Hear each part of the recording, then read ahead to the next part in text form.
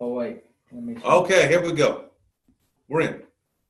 Welcome to the first book club, Real Deal Opportunity Club. Yeah. I got the real OGs here, Anthony and Lucas, faithful young people. First of all, I just want to say I admire you men. How old are you?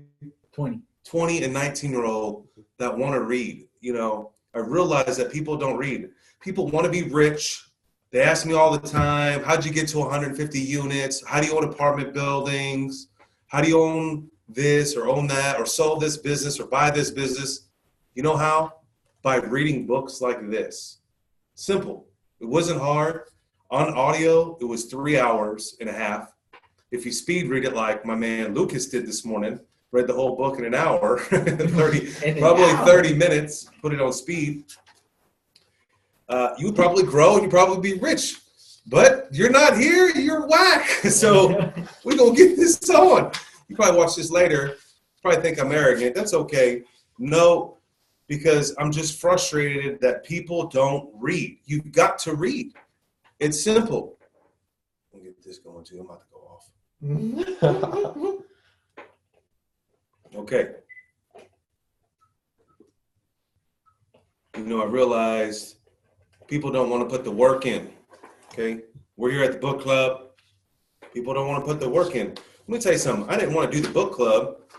The reason why the book club actually started is because I want to get around like-minded people. People that want to be successful, people that want to be wealthy, people that want to read and want to grow.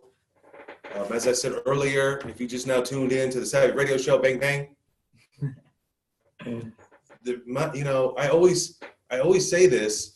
The reason why I'm wealthy is because I just read more books than you. And we create an opportunity today for you to read more books. And so why did I pick this book? I picked Build and Find Your Routine, to find your focus and sharpen your creativity. I think if you're a real entrepreneur, and I think that Anthony, you are, that your mind is always running. Do you guys agree with me on that? It's like, or how about Lucas earlier today? Get off that phone. Lucas earlier today was like, it's okay. We're gonna have the best time of our life right here, man. Sometimes, you know, I wish Kendall was here because she's like, Stephen, if one person shows up or if the room is full, you need to be giving your all out. And, you know, I used to tour with a band called POD, and we would play one night, we would play with 50 people in the room, and then the next night we'd play with a sold-out crowd of like 2,000 people, and they played as hard as they did on the first thing. I want to give all I can, and I believe that the more that you give, the more that you receive. I want to give more that people just are shaking, that they got to return the favor. Just like Lucas, he's out here serving, and I appreciate Lucas.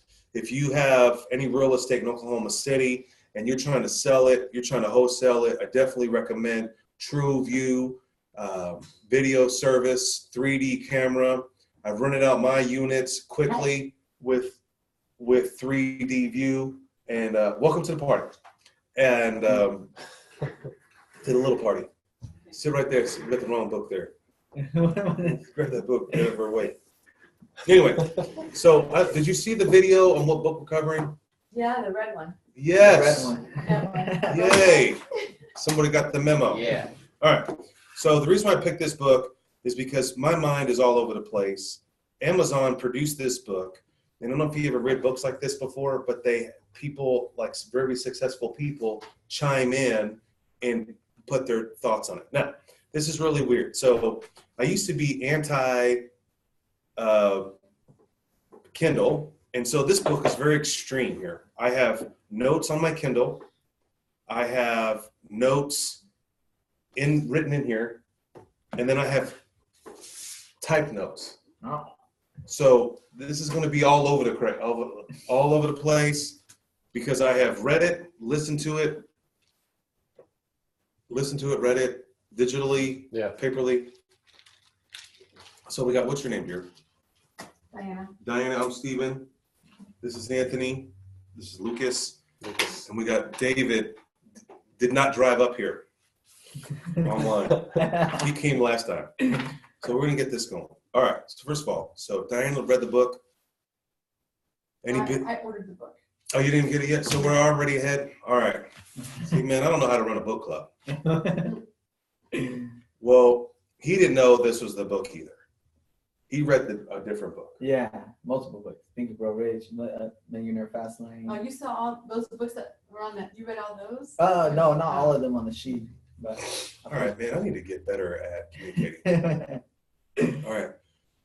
We can cover this book, and it's a really easy read. It's definitely worth buying. It was very reasonable priced. It was like $7. I don't know, $10. That's wrong. Either or. Well, it was worth it. We can talk about this book if y'all want to talk about it. I can do 20 minutes real fast, and we can talk about other books.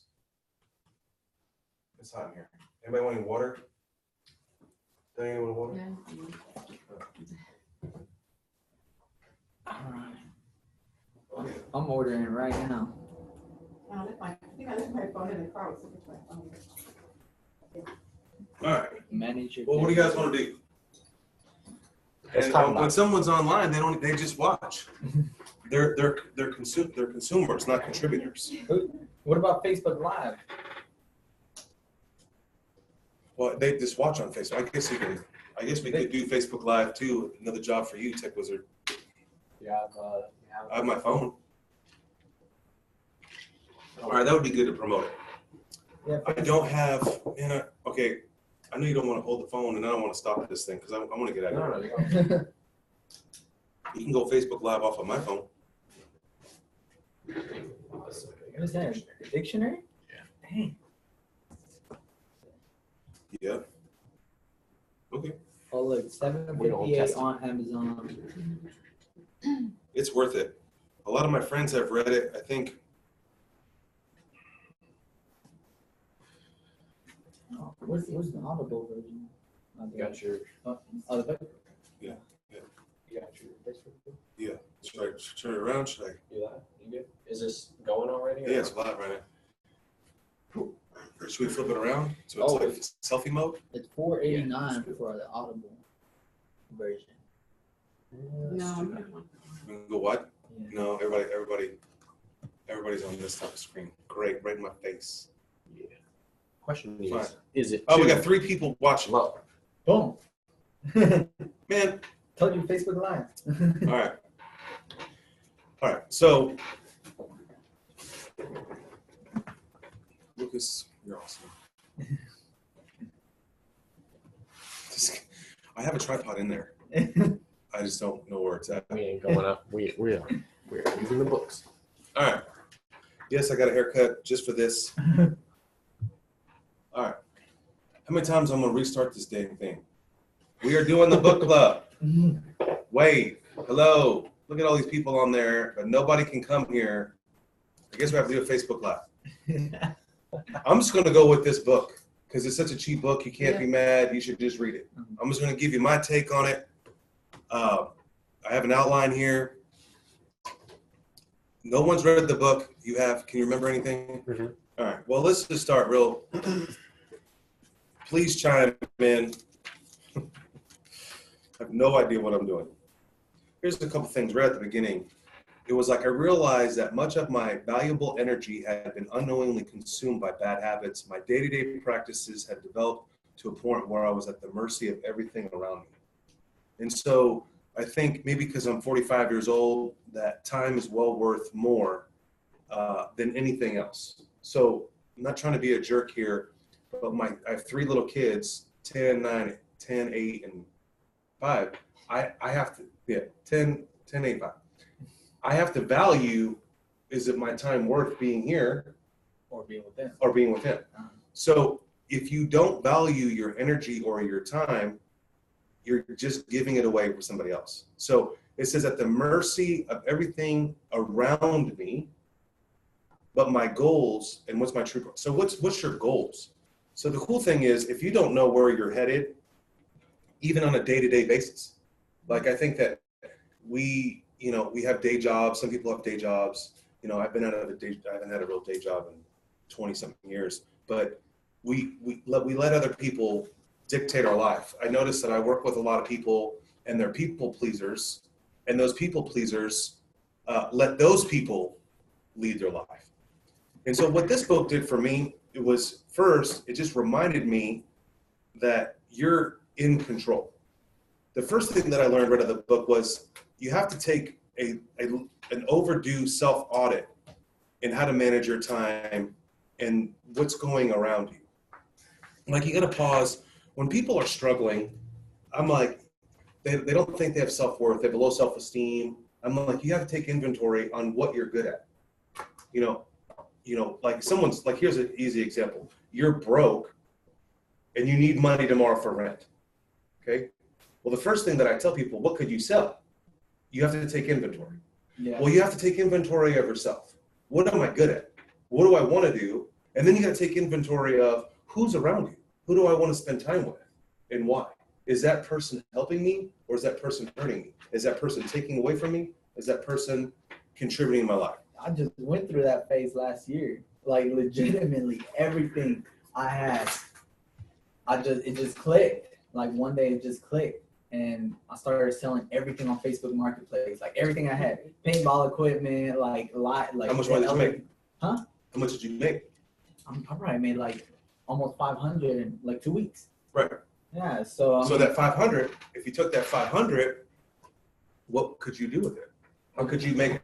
I bought a new lawnmower. Okay, what could you make money off the lawnmower? Yeah, to contribute to my business because I needed a new lawnmower because mine was messing up. And it was a cheap brand anyways, and so I went and got a good Oh, that's right. quality lawnmower. That's right. I forgot. We're gonna your lawn care service. Yeah, What's your company? Victore Property Maintenance LLC. Whoa! I can't even say that. Ventura Property Maintenance. V maintenance and maintenance. We have to change your name of your company, don't we? It's long. You don't want to see my email. All right, that's another lesson. So, if you keep playing without any timeouts, your game will start to slip. So, what the first thing? This is just the introduction. It was like you got to take time to think about and reevaluate who you are, where you are, and what you want to do. Okay. And then the one thing is like, I don't know. First of all, the big theme that I have in my life right now is who am I? When people come to me and they're hurting or they're in help, I'm like, you really got to define who you are. What's your makeup? Like, what's your, like, know thyself. I know that's a simple quote, but if you don't know yourself, then you really can't grow or help, or you're going to get the bad advice from the wrong people. Now, I know myself that most men, I believe, and most high achiever men thrive in a thing called routine. Yeah. Okay. And so I think in general, we're habitual people. We like men typically. I don't know about ladies. You have to help me out with that one. But I think that, there's the 6 human needs. Have you guys ever heard of the 6 human needs? Write that down. By Tony Robbins. 6 human needs. The 6 human needs are variety, security, like contribution, relational. Okay, I can't remember. But you got to really define kind of who you are first, and then you can apply these things to it. So I wrote a big quote right here. I wrote down, boom. It's our routine or lack thereof, our capacity to work proactively rather than reactively. Okay, so what's the difference between reacting and being active? Give me, what's reactive? You react to something that happens. Okay, and then actively is? You're in the moment. Okay, actively. You're creating. Figure out how to get out of. Yeah. So which is better? Which is better? Actively. Reactive is like reactive is like you're fat, you got to go lose weight.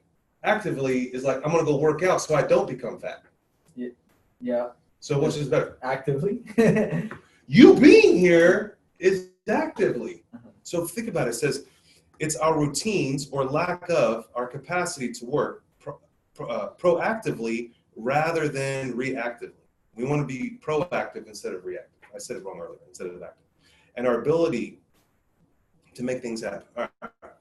Of course, you just do it. I mean, these are all my notes just for the first 3 pages. So this is why I picked this book, because I don't know, how much was it on Amazon? $8 delivered. And actually several of my friends have read it and they said, wow, I didn't know. You'll when you receive it, you'll love it. I'll read it right here. It says, seldom do we stop doing what we're doing to think about and rework what we're doing. Obviously, whatever you're doing is not working. The biggest problem with any routine is that you do it without realizing it. Bad habits creep in, especially as we naturally accumulate or acclimate to changing work environment. So you got to have, so what's my routine? So I have kids, they start going down at 7. I started working out at night. I gained a bunch of weight and I'm like, man, I gotta work. It's getting out of control. And so I was like, I gotta figure this deal out. To add it to your routine. I gotta add it to my routine. Now, since I've kind of semi-retired, before my routine was what time did I wake up in the morning? What time do you wake up? I wake up. See, you don't have a routine, that's why you suck. No, No matter what time I go to sleep, that's like automatic clock. 7. Brain, 7. So, okay. 4. So like my routine was like 5, and then I started like sleeping until 6, then the 6:30, so then I couldn't work out. But I noticed this week I've been phenomenal because I woke up at 5 o'clock every day and I've worked out. I have a better routine. So you got to be cautious of your routines, because like my routine changed because my work changed, but it didn't help my goals. What was my goals? To lose weight. So what happens was I was waking up later, 6 or 7, then I had to get to work. And then I would like go work all day, come home, then lay the children down, and then go work out. Now I loved working out, but that routine hurt me. Mm-hmm. So you worked out twice in one day? No. Once I had to choose, and no, this week I changed my routine to wake up at 5 and go to work out at 6 to 7, and I'm just more productive. Yeah. And I made it more of a priority. At 7 o'clock at night, if I had a bad routine, what happened? I always like, well, the Thunder game is on. My daughter like was in the bathtub a little too long, and that variable affected my routine. But my routine at 5 a.m., who affects that routine? Yourself. Nobody, just me. Yeah. So you got to manage your day-to-day like your routine. And so when you get into here, I don't know if you struggle with technology, but there's 3 or 4 solid chapters in here that goes into technology heavily, how it has affected you. Like I read today, because I finished the book today. I read the book that it was like America watches so many hours of TV. Okay, well they broke it down. This is crazy. Like hopefully this will that you're sanitary sitting. If you watch what Americans average television, I don't know what it is, that you will lose potentially 8 years off of your life because your body has declined because it's been sedentary. Yeah. No, I don't know about you. Have you had a routine where I come home, I eat, and I watch TV? That's a normal American routine. Yeah. And so is that routine helping me? You have to take inventory on your routines. And then you got to think about them. Are the bad habits creeped up? Because my mind was like, when you're tired, I was already assuming I deserve to relax. I had a hard day. Yeah. Let me eat another slice of pizza, which I don't eat. It says it right here. We're on page 18. It's creeping in. All right. So stop waiting and be proactive. So let's. Are you into real estate at all? Yeah, I'm a realtor. Okay, you're a realtor. Okay, great. Realtor even better. So what's another way to be reactive or proactive? Wait for the phone to ring, or you make calls? Make calls. Make calls. So you got to, I wrote my own note. I said, stop waiting and be proactive. I don't know why I wrote that. All right. So another one here is like proactive about what matters most to us. Being informed. Okay, shortcuts, modern marvels. Okay, boom, boom. All right. I'm on page 19. Powerful insights to optimize your day-to-day. Okay, this is something that was very powerful that you asked this question this week. and you texted me this question, and I was like, oh, this is a good question. How do you have better eating habits? How do you have better sleep habits? Well, all this in this little $10 book is all in here. Like, only the smart people are here. Because literally, at your age, at 20 years old, you read this and you apply this. I'm 45. I know this.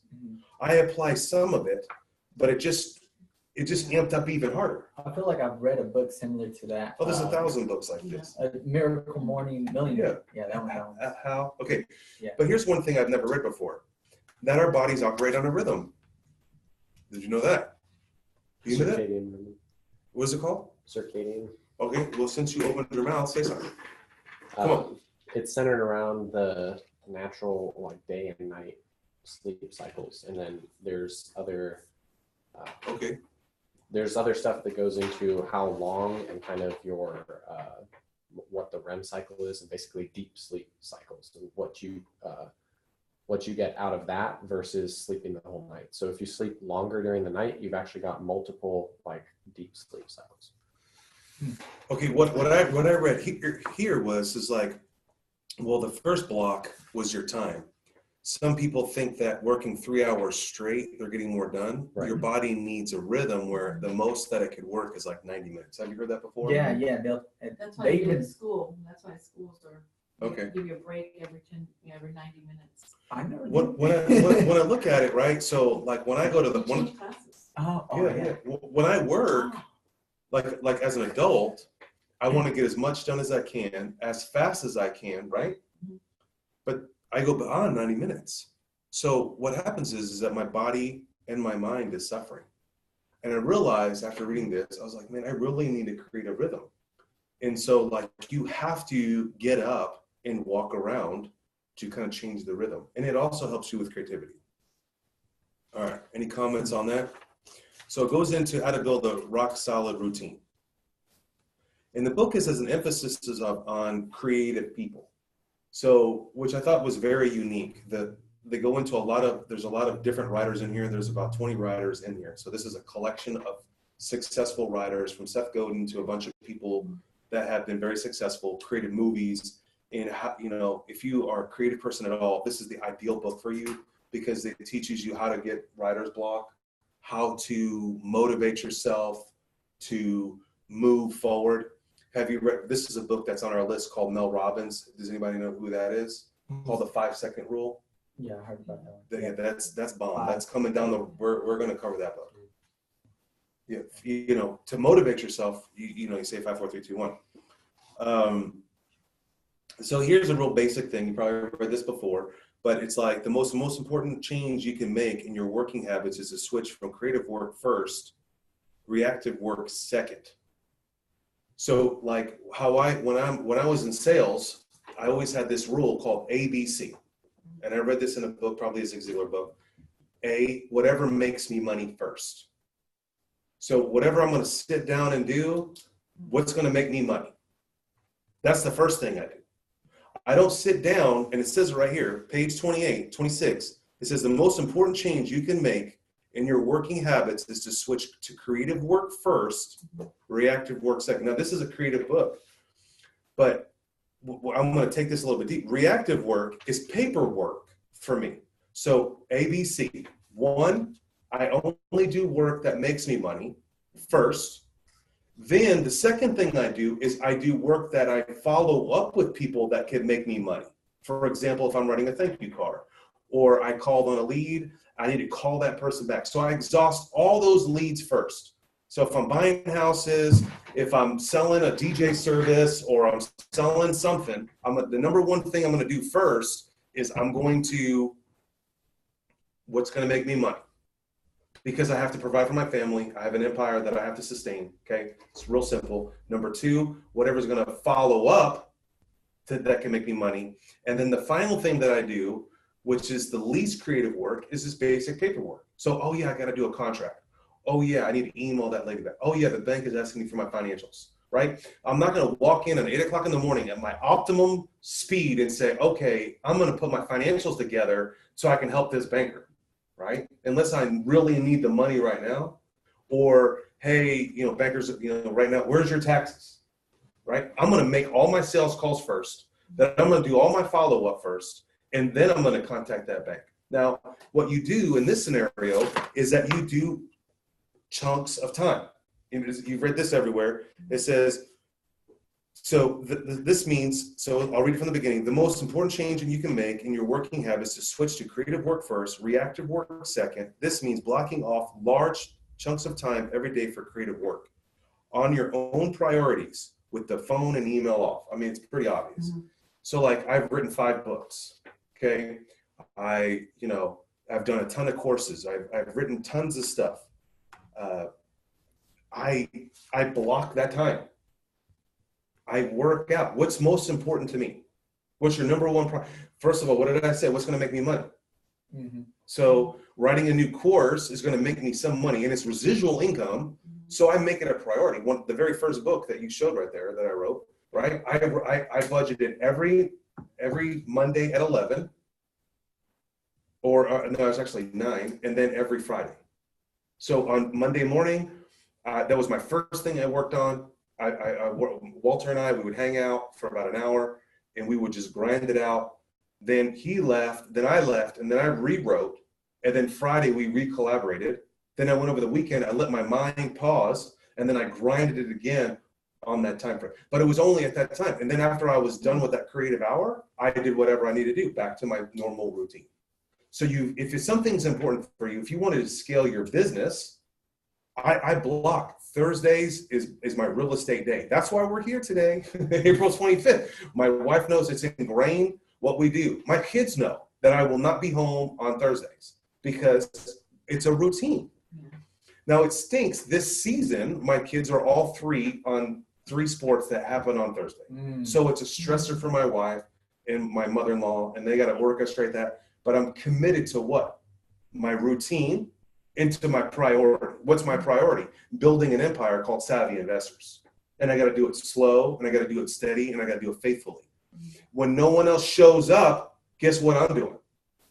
I'm working on Thursday. So when you ask me, why do we not do the first? Well, the third Thursday, guess what I'm doing? I'm having dinner with someone in real estate. Somewhere, somehow, Thursday is my real estate. I'm doing real estate. I got my real estate hat on. So if you have multiple businesses or whatever, your school, you got to chunk it down and have that time. Any comments on that? Anybody else chunk it down? Yeah, but mine varies because some days it'll rain, so it'll throw my schedule off. Well, you're chunking your job. You got to keep it separate. This is stuff that's going to increase you. Your job is going to sustain you. Mm-hmm. What's increase or sustain? Write it down. Yeah, that was good. What's going to increase you or what's going to sustain you? I don't do any business unless it makes me multiple income. Like it's residual. Like we're not even going to have a conversation going to sell candy bars door to door. That's not going to. Now we're going to hire a whole team of Girl Scout cookie girls. Yeah, that's residual income because I can train them and make a video and teach them what we're doing, and then dial back. But I only work on things that are going to increase me. I have to work on the things that sustain me. So in my business today, 2019, I work maybe an hour a day on my business. My business runs itself. I work on the business, not in the business. You're in the business when you're cutting grass. Yeah. You need to get out of the business and work on the business. How can you find someone to cut the grass for the price that you can make money? So if you're charging $50 a lawn, can I get somebody to do that lawn for $20? I make $30. That's what you should be spending time on. You shouldn't be running around getting chemicals in your face, dying rocks everywhere. You probably don't even have insurance. One day you're going to break a window. That's happened. So you need to be working on your business, not in your business, because you will never make money. You'll never succeed. You'll just sustain. Remember, you're sustaining. You got to grow. We're not about sustaining. You're here because you want to grow, because you want to increase, right? Everybody else wants to lay on the couch. No one wants to go order the book. I'm so proud of you that you freaking watched the 3-minute video. Yeah. He did. He's my homeboy. I meet with him once a week.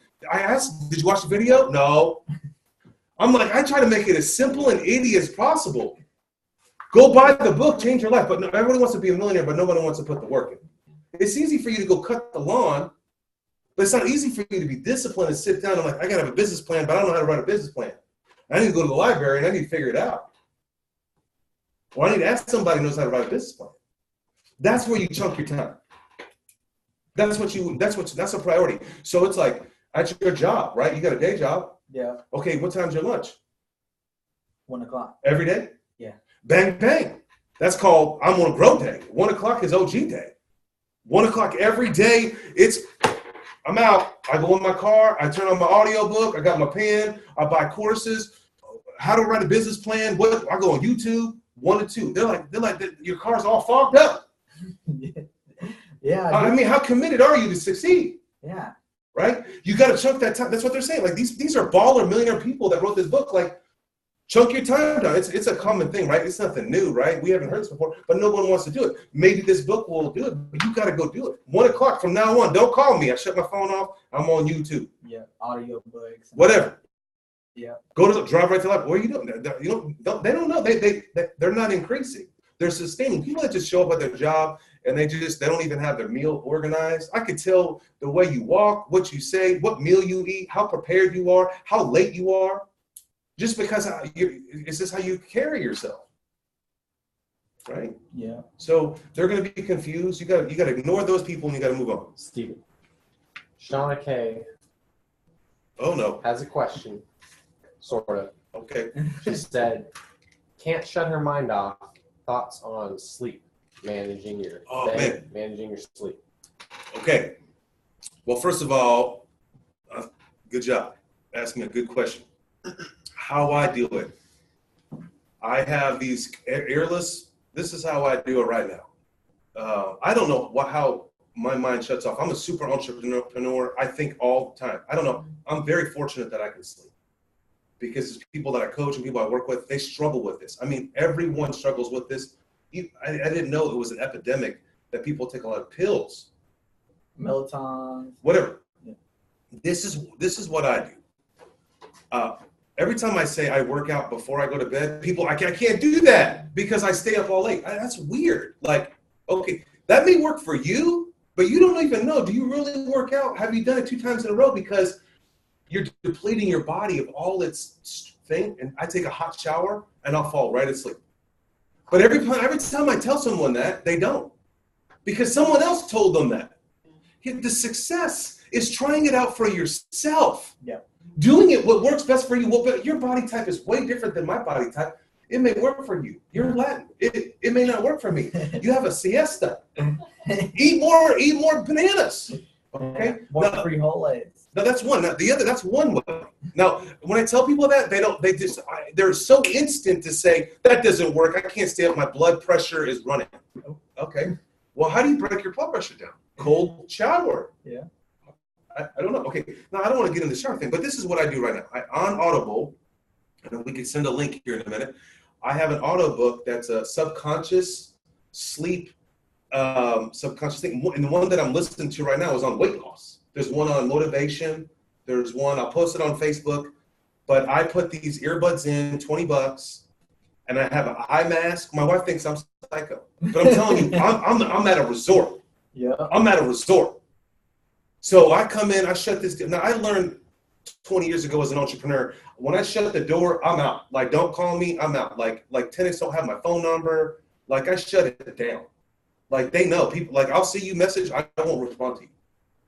Because I've learned to I've learned to protect what's important to me in my life. When someone's calling me, they're affecting me. So I have to make a decision. Should I help them or should I help myself? I need to help myself first. What's more important? If I'm fat, lazy, and dead, I can't help you. I've got to be strong. I got to be selfish to maintain. So that's why my wife's like, what's wrong with this guy? So I'll take a shower. Out noise. I have this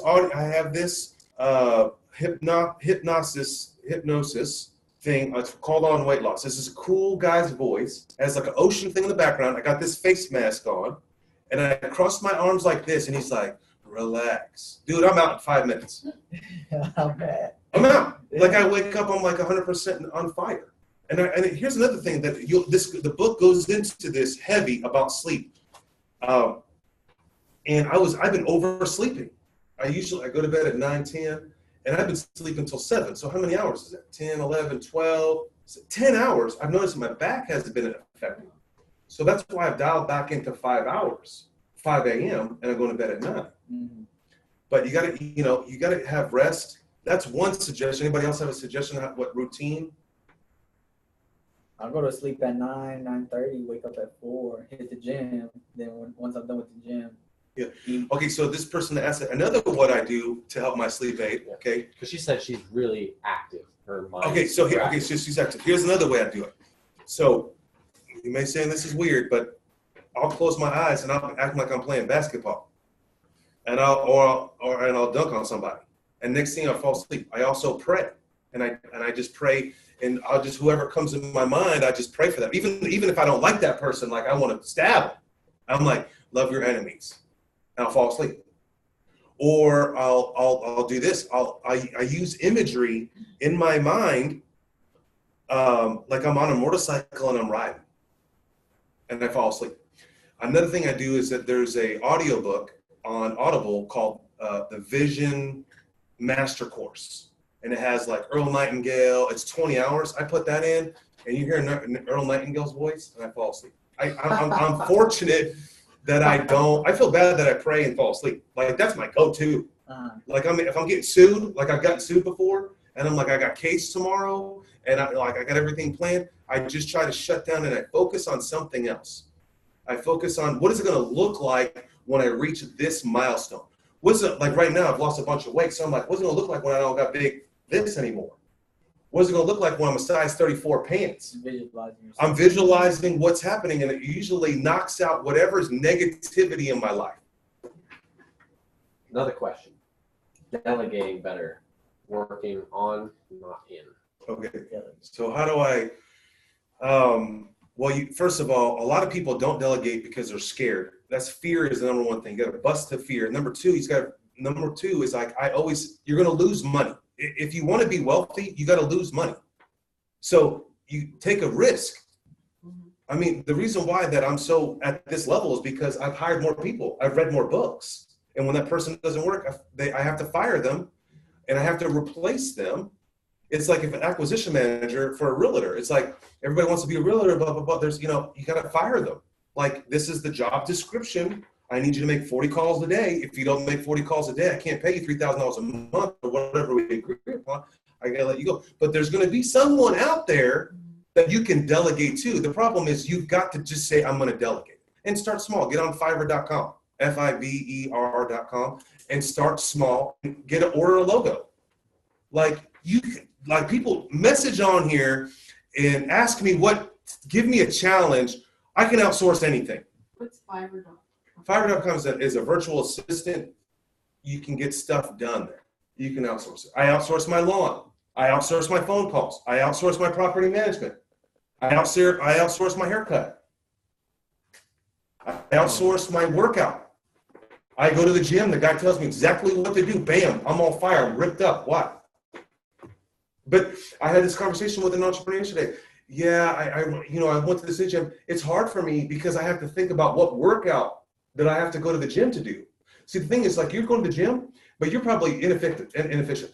You know why? Because you're probably doing the same damn workout you've been doing for 6 years, and you're still getting the same damn results that you're getting now. How do you get more results? Switch it up. How do you do that? You hire a professional. Yeah. You get professional results, and that's what's in the back of the book. That was the last. That's the last chapter in this book. Will blow your mind. Act like a professional. If you want to be let's just jump to the back of the book because I was so amped up on this deal. It's on my phone and it's on Facebook. Damn it, all my notes are on my phone. But I read the back of here and it blew my mind on being the professional.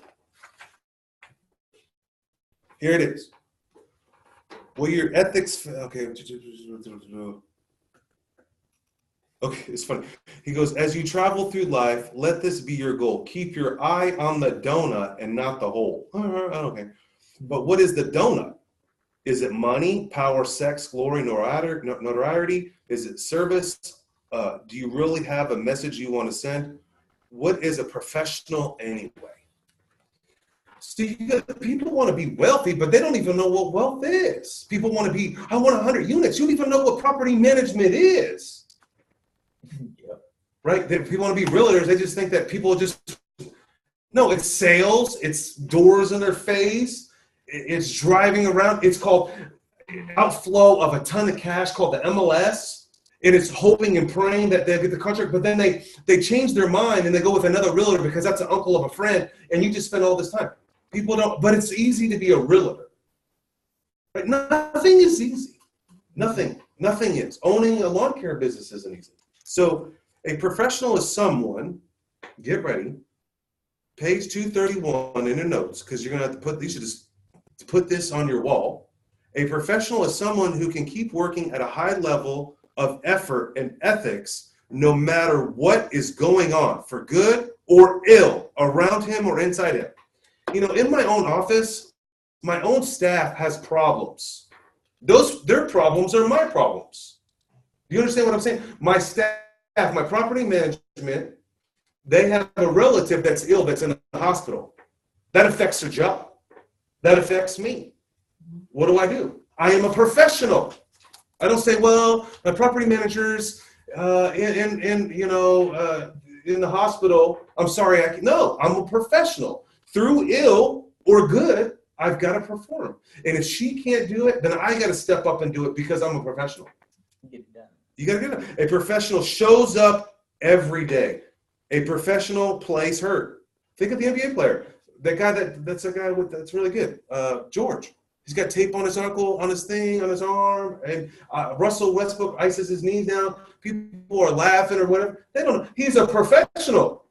But he looks funky because he's got ice on his knee, and people think, oh, is he not going to make it? Or they start judging him, or he's washed up, right? He's a professional. He's smart. He's savvy. He's savvy because he's icing it up because he knows it's going to swell, so he's catching it before it happens. What is that? Proactive. We talked about that in the very first line. Instead of reactive. Yeah, reactive is like after the game, I'm going to ice it down. I'm going to be cool out here. No, that dude's a baller. He's like, he's got giant ice packs on him. Have you seen him? Yeah.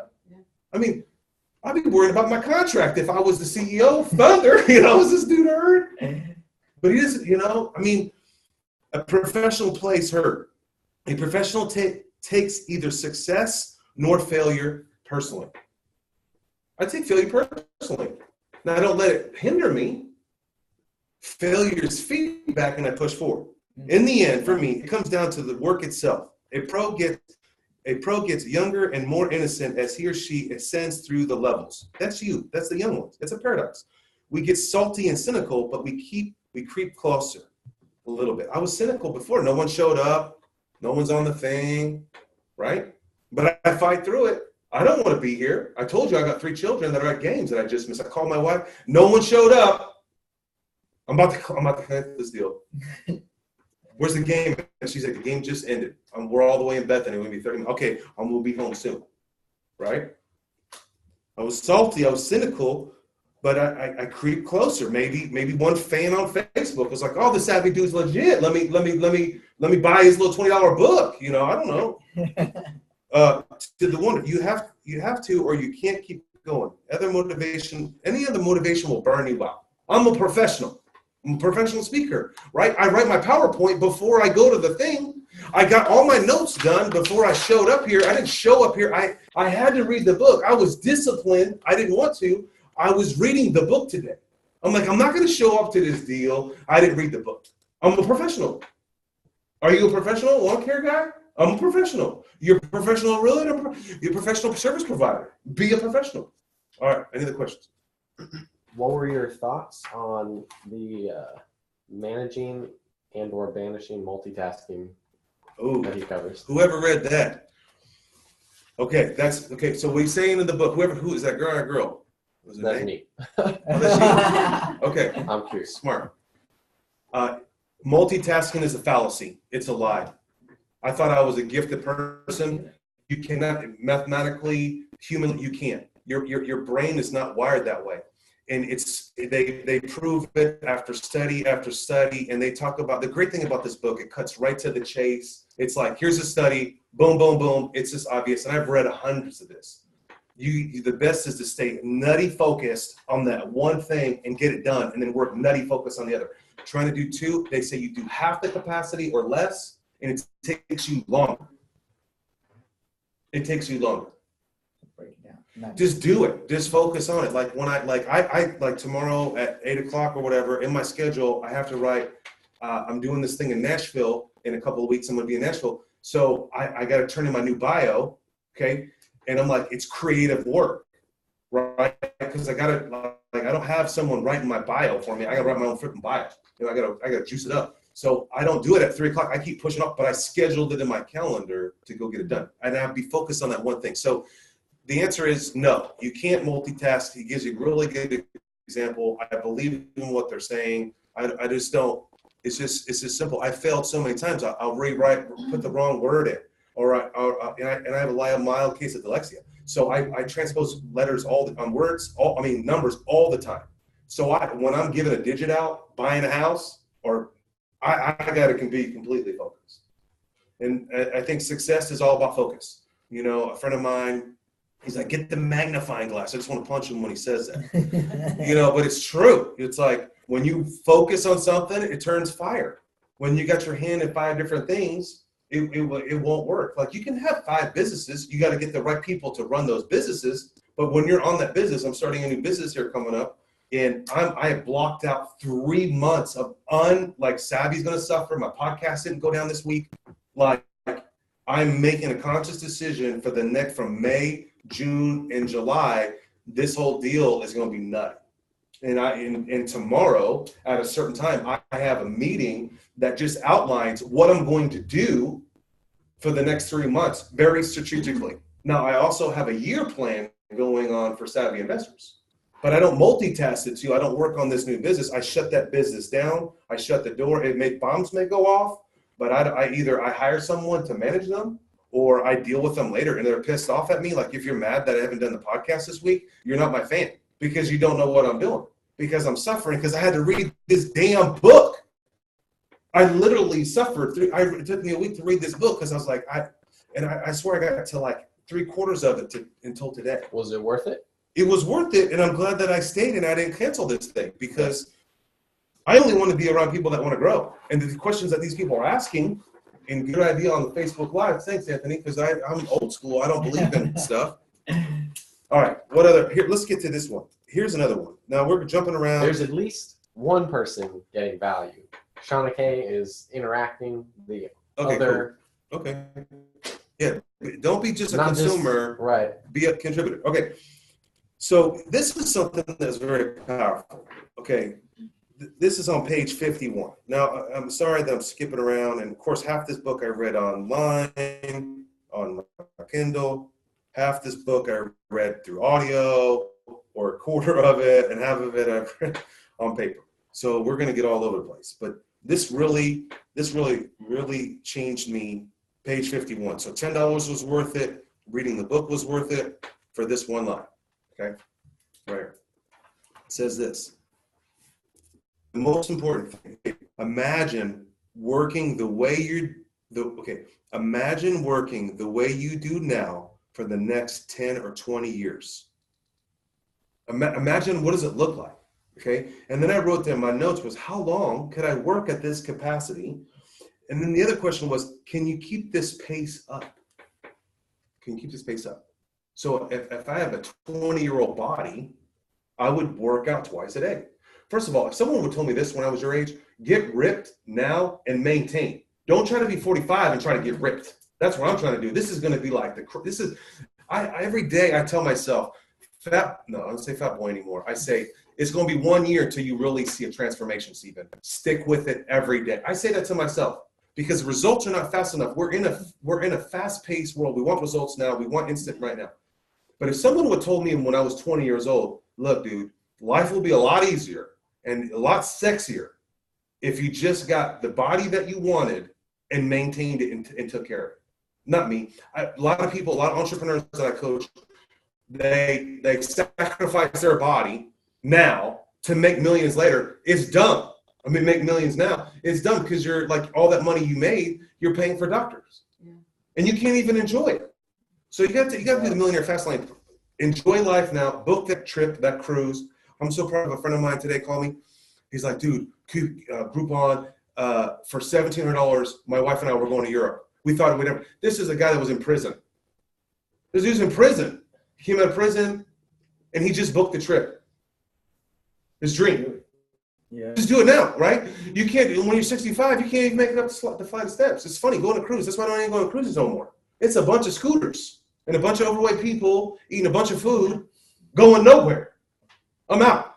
I'm like, I should have listened to my wife 10 years ago on that one. But I was all thrifty. Man, it's so cheap. They feed you, includes the hotel. I don't have to think about it. I show up. I'm in Belize. Oh, I went to Belize. I'm cool. But no, I ate a bunch of calories. Sit and let the, it's just dumb.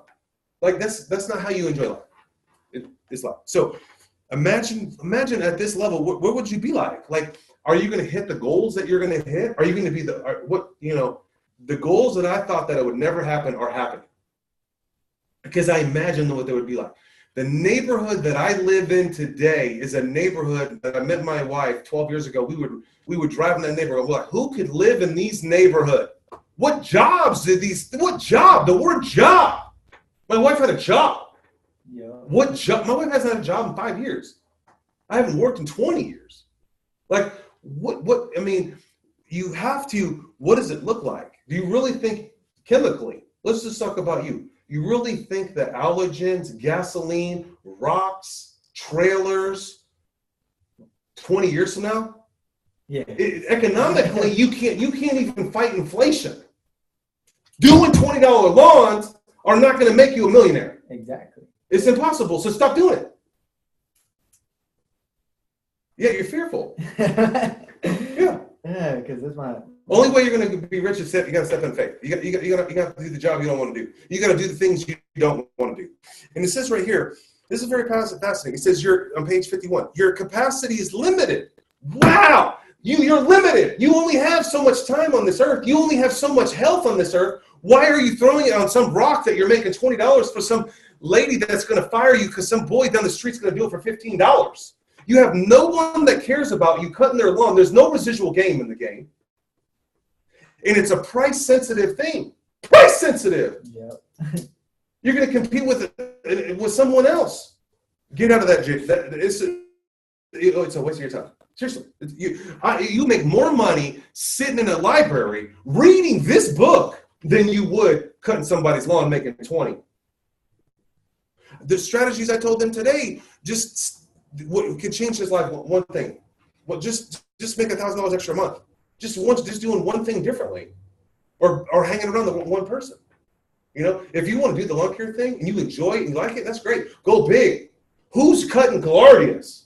How much is that account? How did they get that account? Like, go out to the big account. I buy that business. How much is that business worth? I drive by a lawn care company when I go work out. Let's just say the name. Signature Lawns. Have you heard of them? Yeah. I've never heard of it. Okay, it's on Eastern and around Britain, around Hefner. Yeah, it's Hefner. They got trucks. They got people. Wow, I guarantee a mom and pop person owns that, and I guarantee that business will be for sale. Buy the business. I got no money, VanCauwenbergh. Raise the money. How do I raise the money? It's easy. Ask Diane, how much money do you have in an IRA? I don't know, $50,000. Would you like 10% return on that? I give you $500 a month for the next 3 years. Sure, there's 50. See VanCauwenbergh, I'll loan you 100. That's 150. Wow. yeah. But you're wasting time cutting grass, having chemicals in your body. You're going to the gas station, driving a car, someone's going to cut you off because they're texting. While I'm in the library, reading how to raise private money. And I've raised almost $1 million already. How do you? Come on! This is just. We're on page 51. Your capacity is limited. I'll finish with this. You can only do one thing at one time. Yes. So you better choose the right one. Yeah. You better be on the right train. I mean, I try to do two things at the same time. Like I'm listening to an audiobook while I'm cutting the grass. Well, that's fine. Yeah. Because it talks about like you can do like certain things that like walking. You can do that. Mm-hmm. And you probably cut somebody's grass. Yeah. Because I mean, I've done it for so many years. Yeah, I mean, if you were my son, I'm like, go get a security job, and make $10 an hour sitting in a car.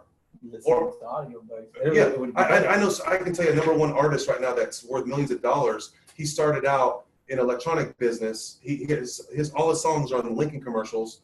He's been in 3 huge bands. And when he started out at 19 years old, he took a security job. He sat in a car or in a thing, got his cleat license, and read every single manual on every single keyboard. And he's a producer now.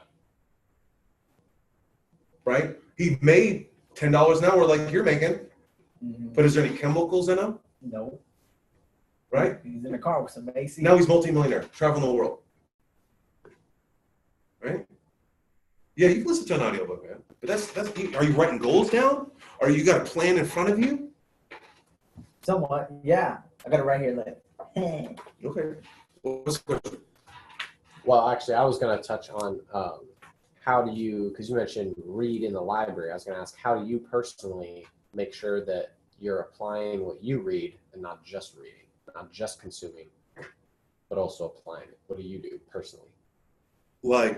And then I have another. Like whatever I read, I apply. I just do whatever it says. Like the reason why I'm rich, wealthy, millionaire, whatever you want to call me, I'm rich. I would be broke. I'd be rich broke because I have the freedom of life. I'm not scripted, right? Well, it said I just read the book, Rich Dad Poor Dad, buy assets. So I just started buying assets. Like I just applied it. So it's like chunking your thing down. I'm like, this is really big in the book right here. It says, it's highlighted. I got 5. I mean, imagine what it looks like 10 years from now. I know because it's easy for me. I'm 45. What does it look like when I'm 50? I can tell you. I don't want, if they're personal goals. And they're psycho people on Facebook. Then Josiah asks, would these values and practices work even for people who have no ambition of being super wealthy financially, but still wants to have a healthy lifestyle? You don't have to be financially successful to be happy. Because he knows you're an entrepreneur. Yeah, like I'm telling you, you should read. I'm reading Unscripted, and that's probably our last book that we're going to end with. But it's like freedom is not money. Freedom is peace of mind, knowing that you're not following what everyone else is doing. If you're happy cutting lawns, then by all means, go cut lawns. But don't be mad when you're 40 and you're broke and you're in a very high competitive market. Yeah. I don't want to be cutting lawns. All right.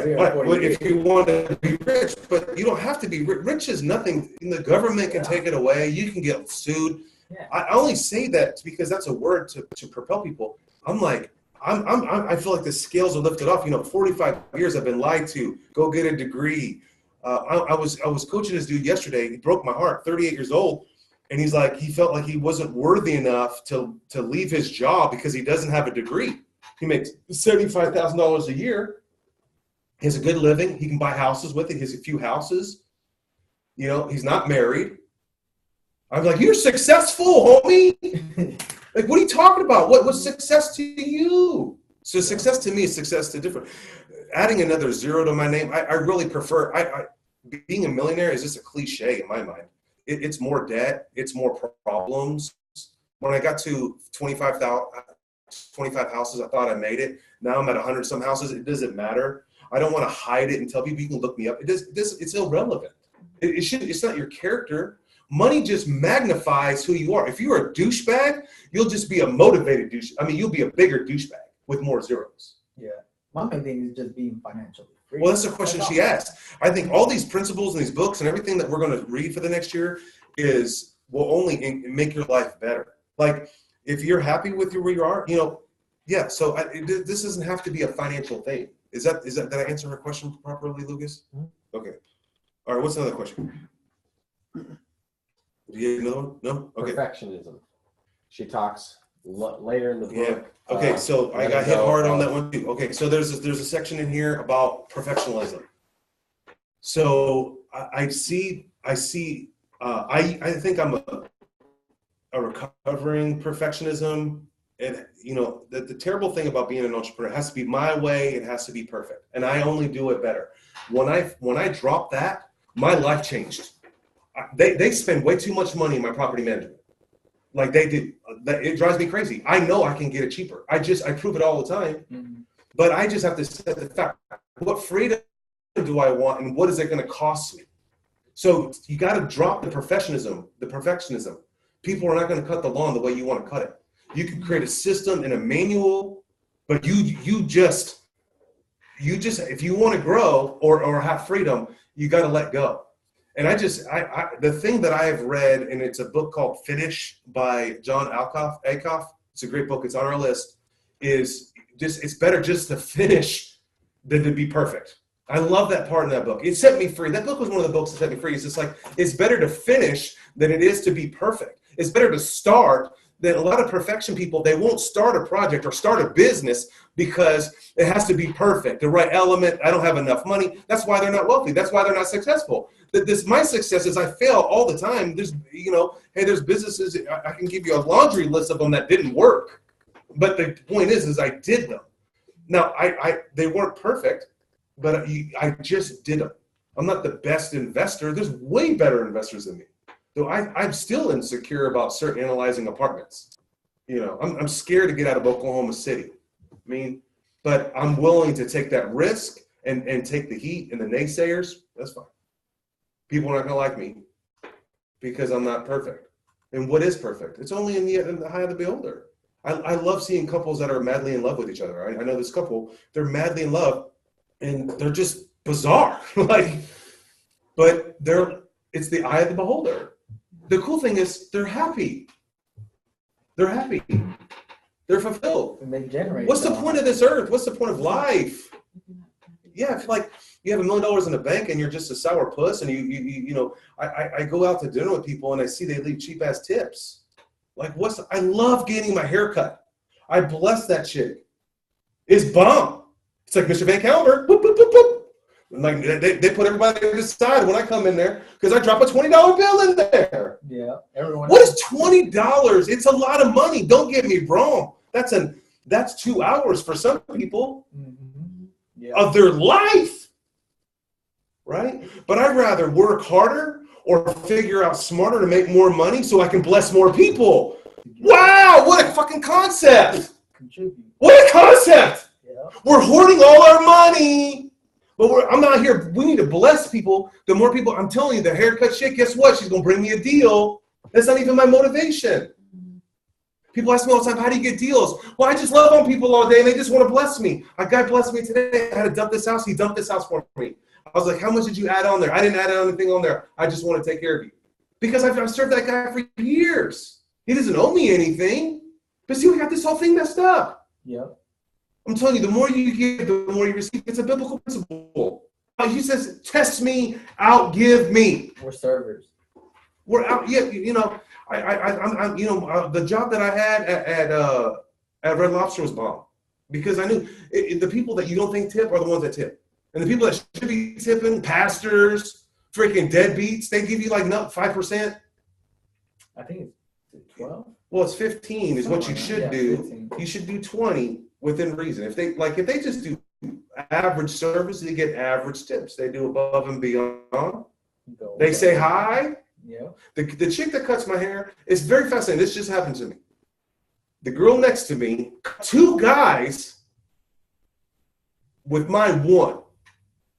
Now, it only takes 15 minutes because I sit there and calculate the clock and how much I'm gonna pay. I'm like, this girl makes so much because that's how my mind works, right? It's just always working on money. But the reality is, it's like, it's a blessing to bless her. It's a blessing to bless her. So be rich so you can bless people. Don't be rich so you can drive some fancy car. Like, that's just dumb. You have a low self-esteem. Learn that early. Yeah, just deal with it, But people judge people that they're wealthy people that drive fancy cars like Porsches and stuff. And they're the most giving people I've ever met. I know these people. And these are the people that I would ridicule when I was broke. These are the people that I'd make fun of. And these are the people that are providing for churches. These are the people that are providing for the Jesus House or City Care or owning businesses. And I got 20 people under my belt right now that work for me right now. Wow. Just my core group, there's 6 people that get a weekly paycheck From you. From me. Because I made the decision to buy assets for my family. For my main goal is real simple. I just wanted to live in a house, but for my retirement, because I knew the government was jacked up already. It was just a very bizarre situation when I was young. I'm like, I'm making this and I don't get that. And I'm like, I'm only making this, and that don't make no sense. And, you know, it just didn't make sense to me. Like, logically, I was ignorant. I was ignorant enough to not know. But I'm honored to provide for these people, right? So if I didn't read books like this and manage my time so I can work on my business, so I can be a better business owner, so I can hire more people and help more people, right? What's the purpose? So let's just get back to this capacity. Is that unlike computers, however, human beings aren't meant to operate continuously at high speeds for long periods of time. That's a computer, right?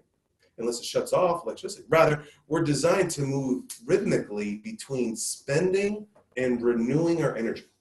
That blew my mind. Page 51 blew my mind. I'm like, am I being rhythmic, whatever, rhythmic in my sleeping or with my work? Like, you know, now I'm like, man, I'm conscious of, like, I have a timer, and I 30 minutes, I'll stand up. I know, that's why a lot of desks, they talk about this, that are above now to the blood flow. Yeah. And just to realize, because it's rhythmic, you know, your body wants to move. God created our bodies to move, not to sit in front of a computer all day. And then we drive in a car, we sit all day, we get to a job, we get home, and we eat, we sit, and then we sit and watch TV. 90% of our time sitting. That's not rhythmic in our body. Instead, we live linear lives, progressively burning down our energy reserves throughout the day. It's equivalent of withdrawing funds from a bank account without ever making a deposit. At some point, you're going to get bankrupt. Let me say that again. It's okay. We have linear lives, progressively burning out. I see a lot of people burn out. Like, they work really, really hard. Their marriage is jacked the F up. They don't have purpose in life. Their wife left them. They cheat, you know, because they're burned out. Their energy reserves throughout the day, they're not replenishing, you know. And I'm telling you, I calculate the conversation I have with you on the phone. I calculate everything. So I have got to realize I need to have these other conversations. I can get up out of my desk so I can replenish. It is equivalent of withdrawing funds from a bank account with ever making a deposit. At some point, you're going to go bankrupt. You've got to rest. You've got to go on vacation. It's a priority. Like, I think I'm so confused in this book or MJ DeMarco's book. Like, literally, you've got to shut your phone off and go walk around the block. I mean, like, Lucas and I, we're outside just walking around at 6:30. Like, you got to change your state. Anthony Robbins is bomb at that. Anytime you're depressed, anytime if you're ever depressed, put your hands up and start clapping. Get up and start clapping. You got to change your physicality. You know, change the energy. Yeah, you just gotta get rolling. You know, you gotta go on vacation. I can't afford it. You're dumb. You can't. You can't. Anybody says they can't afford it, you're lying to yourself, because you can't. Stop eating those cheeseburgers. I mean, how many cell phones you got? I mean, what's a priority? I'm telling you, rest is a priority. The good news is that we can influence the way we manage our energy. By doing so skillfully, you can get more done in less time. Bam, bam.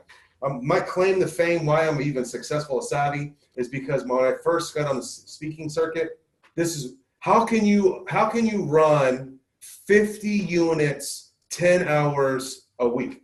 I had a full-time job called OK Bride, and I had 50 units, and I worked less than 10 hours a week. How did I do it? System. Yeah. By skillfully, you can get more done in less time at a higher level quality and more sustainable way. I use technology.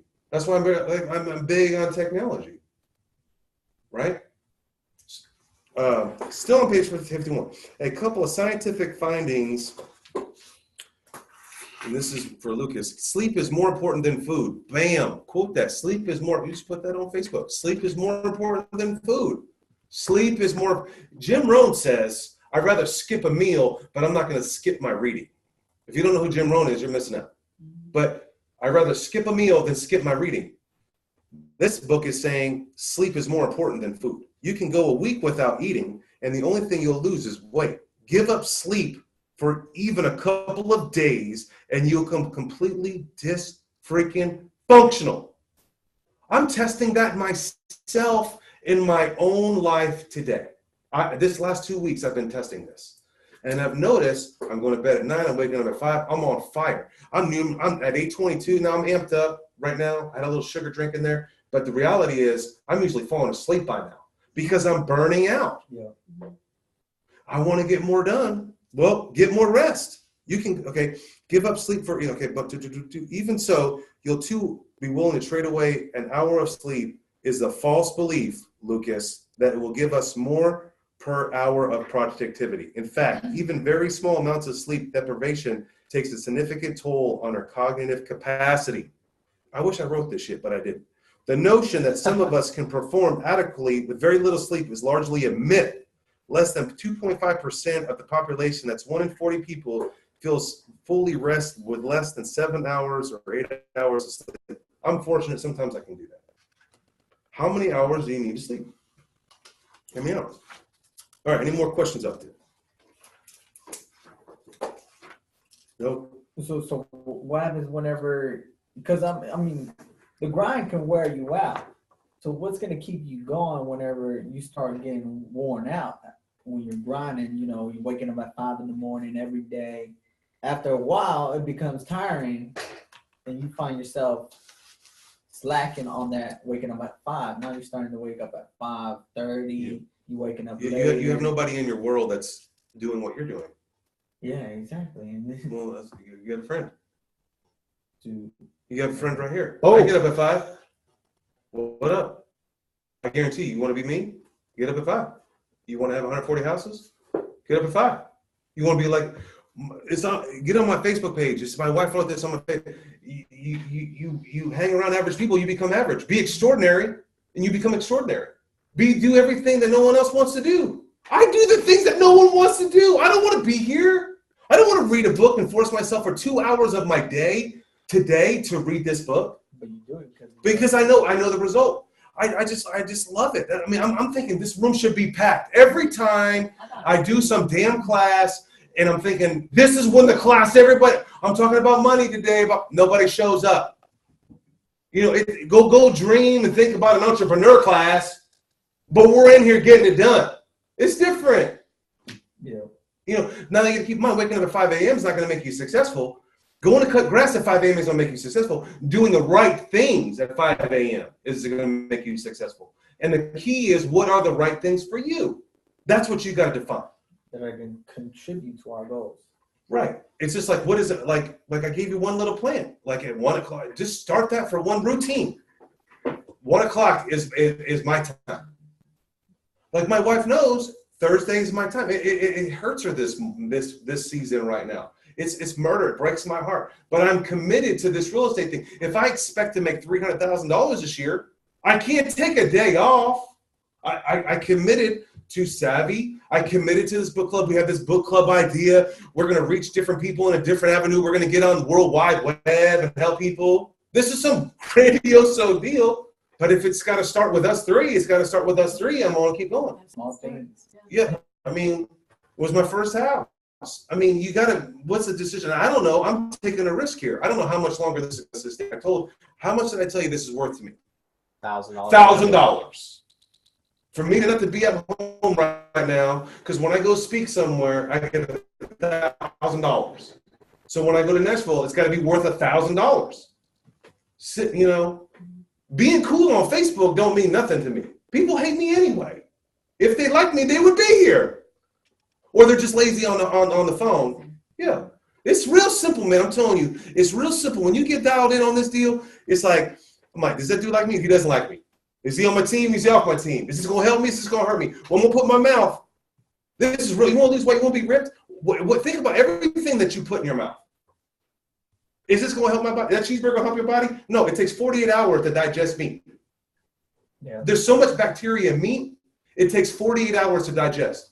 The interesting thing, our bodies have short intestines and long intestines. No, why? You're going to blow your mind because I just read more books than you. Okay? Our bodies have a short intestine and a long intestine. What does a lion have? He has no long intestines. Really? A lion is a meat eater. Humans, not so much. Yeah. We can eat meat. It just takes 48 hours. It's not at the level that we, as American cheeseburgers every day, is not going to sustain. It's just simple. So every time I put, is this going to help me? Is this going to hurt me? Is this supplement going to help me? It's going to hurt me. So if you see my eyes are all dry, there's a certain supplement that I've taken somewhere that I've got. Now I've stripped my whole body of all supplements. And I'm just adding one new supplement a day and checking it out. Now, this variable called allergies affects my game right now, so I don't know. But I'm telling you, everything I put, how did I get rich? Every dollar that came in, I had a plan for it. Every dollar that left, I tracked it. People ask me every day, this is the stupidest thing. How'd you lose weight? You lost weight, blah, blah, blah. Everybody's on my nuts about losing weight. You should be on my nuts about how I'm making money because you're going to be on the system when you're 60. Learn how to make money. Not to make money to go buy a car, make money to sustain, to help the church, to help people, right? Yeah. But it's the same way I ask them. I go, it's the same way how I made money. It's the same way how I bought cribs.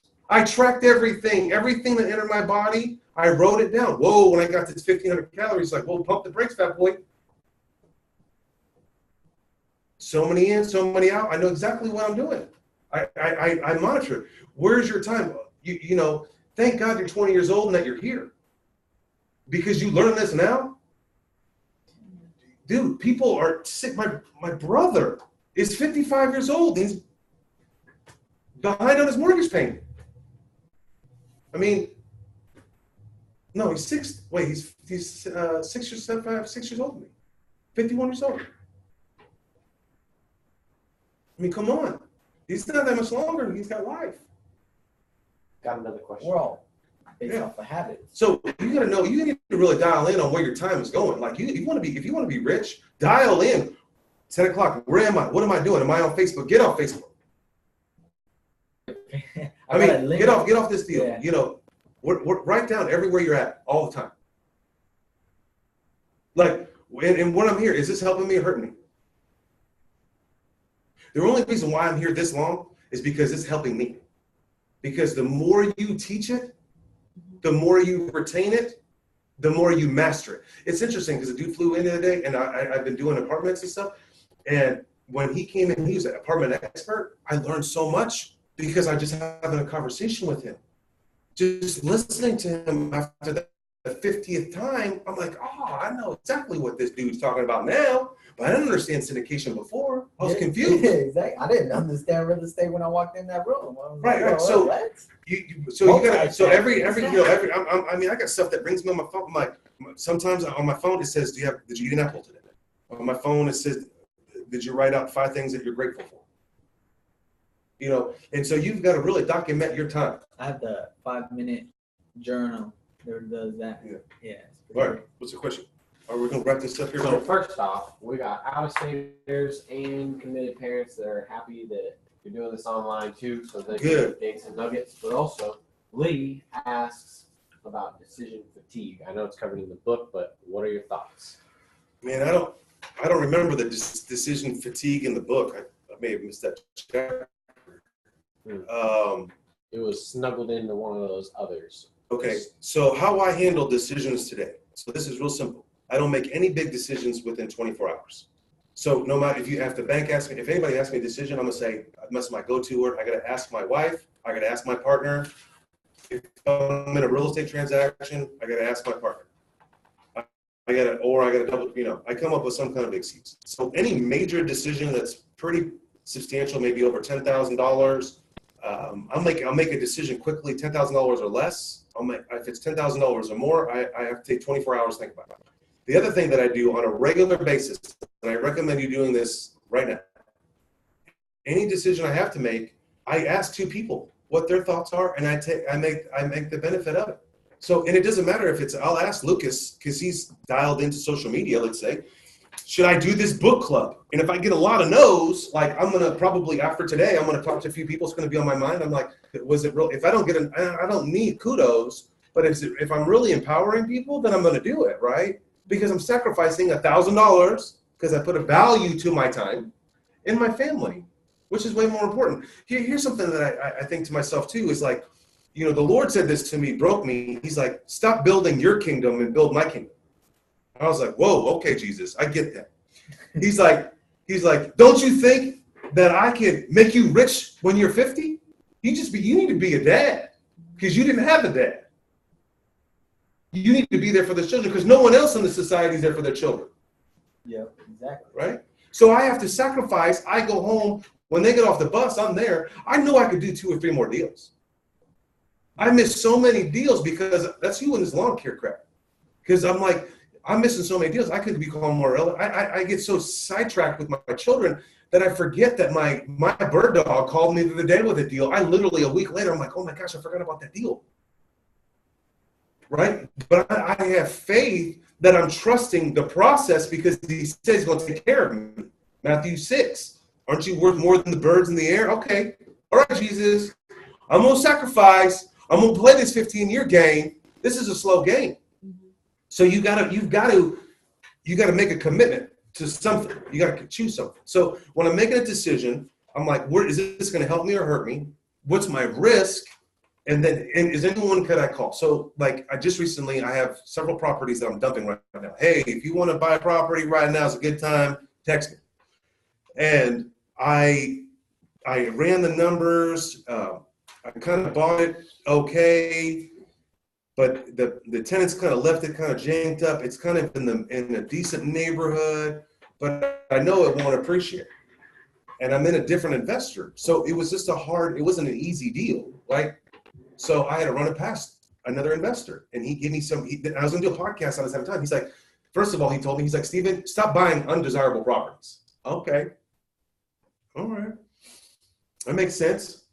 And then I'm not really analyzing the property efficiently on a game plan. Because like before I was buying property because I wanted to get in the game. 20 years later, I don't want to get in the game no more. The only thing I want now is cash flow. So if I have more cash flow, I have more time with my family. Yeah. I don't want to be jerking around with deadbeat tenants anymore. Buying time. Right. So that's my decision process. So I usually run it past 2 people for sure. I try to run it past my wife. It's usually difficult to run it past her because she's out of the loop. I try to ask someone that's completely out of the loop. Right now, I'm creating this new business, and I picked the name, and my wife hates the name. But my clients that are going to be my future customers, they like the name. But we can't decide on a logo. So I just trust time. I know that's a flippant, dumb answer, but sometimes it's better not to have an answer till you have an answer. But Colin Powell says this, the problem with America is that we're indecisive. Make a decision not to do a decision, but make a decision. And the ultimate is I put a timeline on every decision I have to make, period. There's always a timeline. If I'm going to sell this property, it's on this day. On Monday, I tell you, there's another property I got coming up on Monday. On Monday, it's in my calendar. I'm calling the realtor, and I'm telling them yes or no, pull the listing, and we're putting a new roof on it. But I put it in my phone to make that final decision.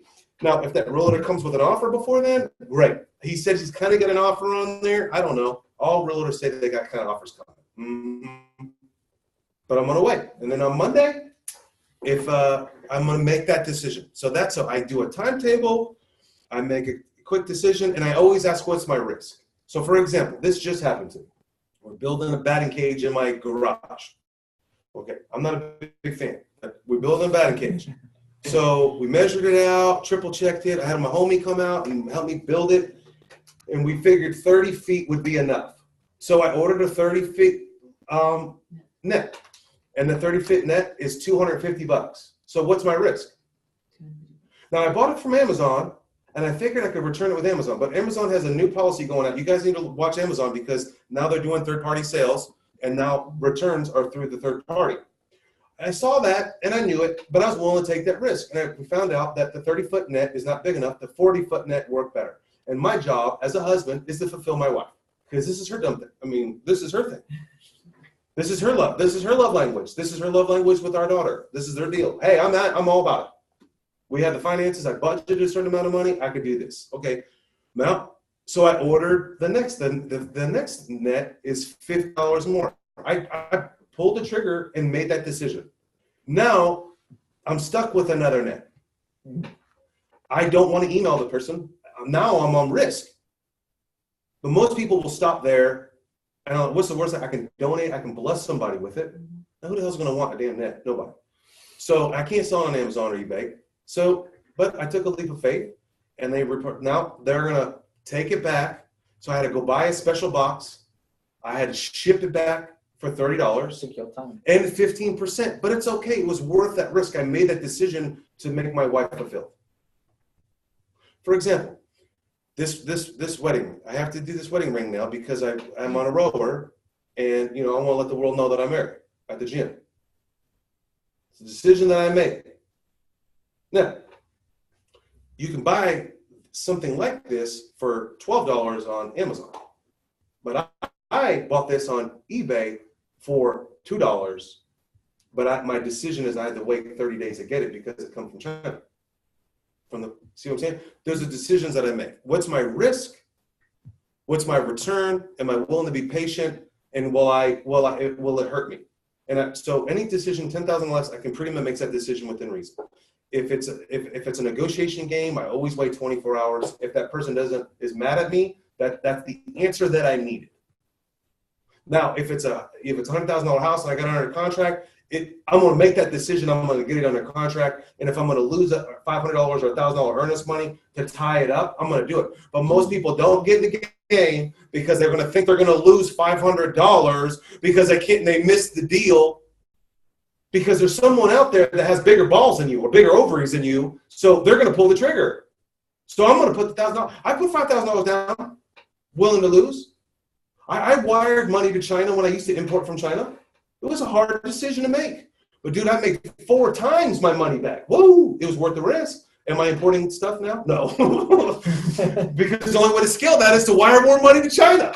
Yeah. And I don't want to lose it. I will take the risk for 5. But that was a big decision 5 years ago, 10 years ago. Oh, And I'm not a gambler. I'm a calculated risk taker. Ooh. I'm not a gambler. I'm a calculated risk taker. Oh, no. Every decision I make, I think about that decision, and I just make a logical. And then I run it past someone I love, and I know when that person's giving me blowback or they're mean, I'm probably in the right space. Now, sometimes I'm hard-headed, but sometimes I'm slow. Uncomfort is comfort. Yeah. Someone said this to me the other day. Smash me. It was interesting. I do get smashed. I know I'm really arrogant and everything, And, they're asking, why are you starting this new business? You're so good in real estate.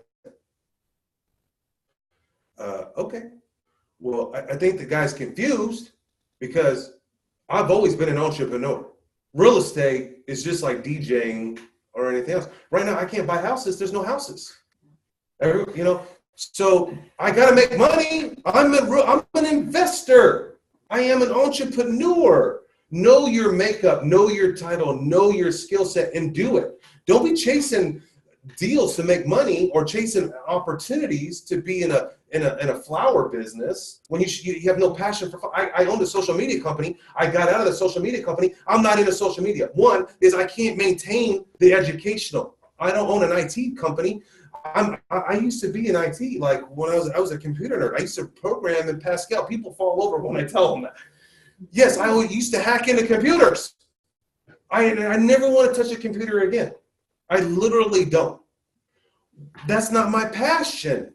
That's not what I want to do. I'm an entrepreneur. I'm telling you, I'll be in a new business 6 months from now. I want to build businesses. I want to bless people. I want more partners. I want to make them millionaires, and I want to move on to the next one. Don't call me when the thing blows up and I'm not doing any more work. That's my new line in my new LLC. My position is this. Your position is that. This is what I do. This is what I do. Now, when the company gets to this level, don't be mad that you're doing all the busy work while I put the money in and got this part. I'm clear now. Before I've been hurt in this area. He doesn't do anything. Well, they forget where the money came from. Well, it took me 20 years to get to the money. No one saw that I didn't eat, I ate beans and rice, or I had diarrhea. I had to go work for a plumber for a whole summer to pay this dude back $200. No one knows that I dig in shit all day.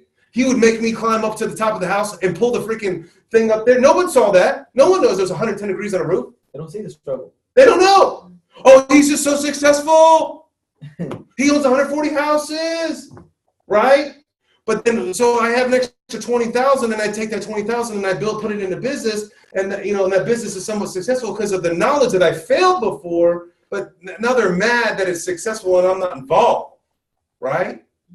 So that's why you gotta choose your partners wisely.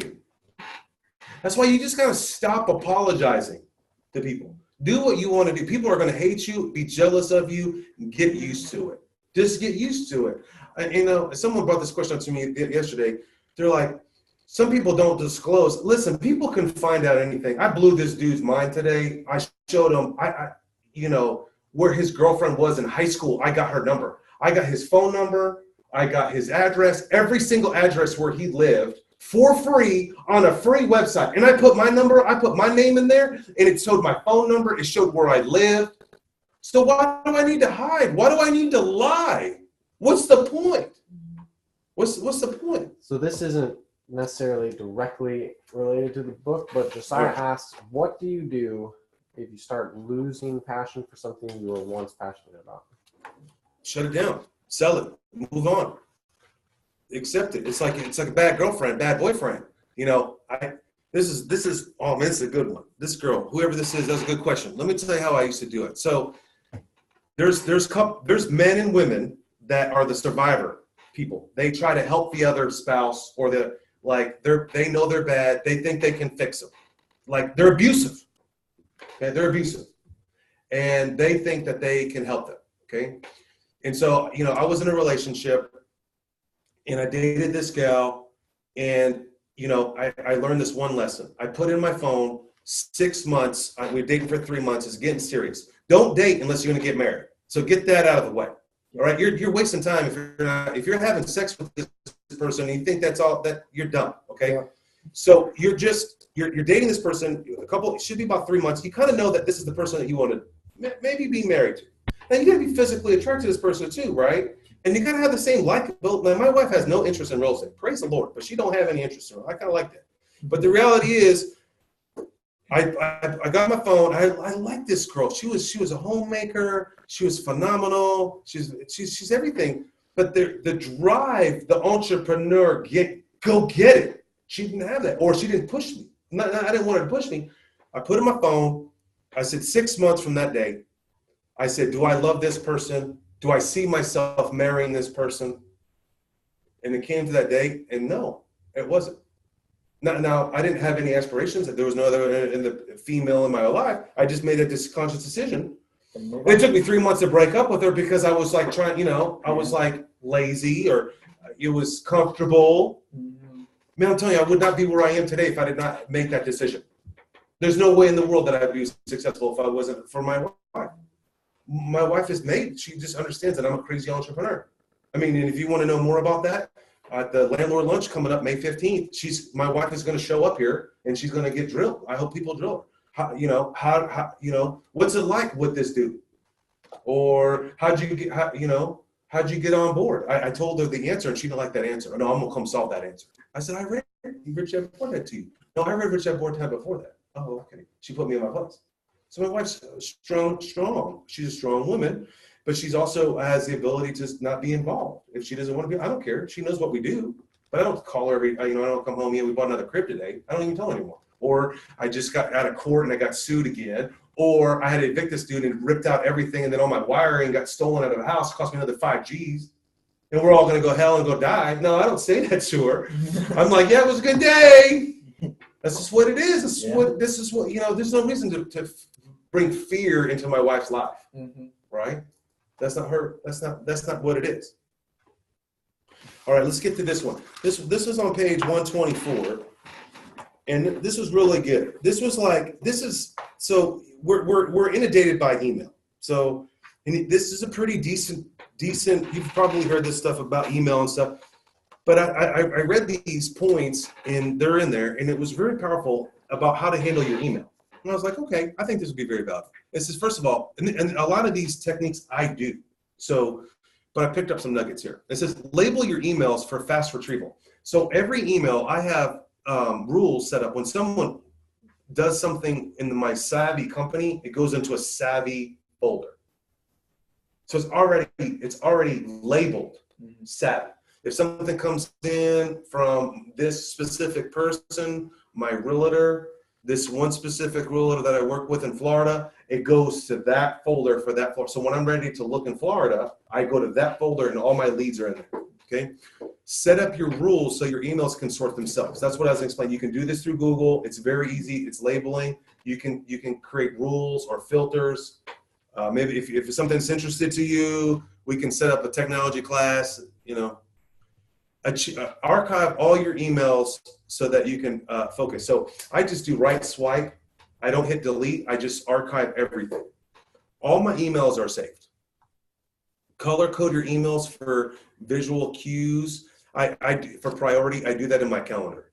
Use a reminder tool so that your important emails change resurface. So in Google, this just happened. Someone emailed me 4 or 5 days ago. I'm sidetracked, family life, and I clicked on important, and Google reminded me. Have you seen that in there? Hey, you forgot to reply back to this guy. Definitely mark that as a priority. Use a reminder tool to important emails. Convert emails into tasks. I do that. There's widgets or extensions on Chrome that does that. So do that. Track your email so that you can,